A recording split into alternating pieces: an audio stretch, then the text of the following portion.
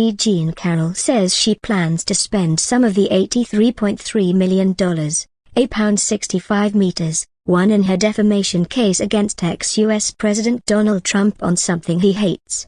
She said she had been terrified to face Mr. Trump in court, but that her fear melted away once she saw him. A judge ruled before the trial Mr. Trump had defamed her by calling her sexual assault accusation against him a lie.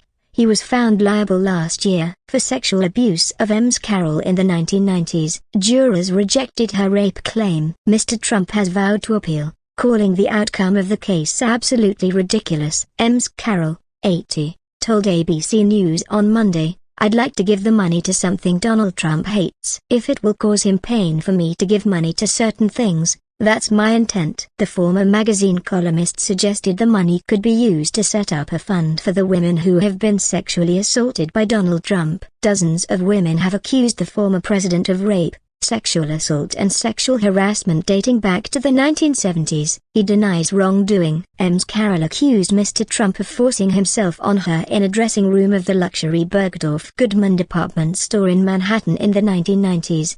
The writer, who conducted Monday's interview seated beside her lawyer, Roberta Kaplan, said she had found it difficult to eat or sleep in the weeks leading up to the trial. But she said her anxiety evaporated when she saw him in court. "I looked out," she said. "There he was, and it was like he was like nothing, like an emperor without clothes." Ms Carroll told ABC some of the jurors smiled at her as they left court after their decision to award $18.3 million for compensatory damages and $65 million in punitive damages was announced.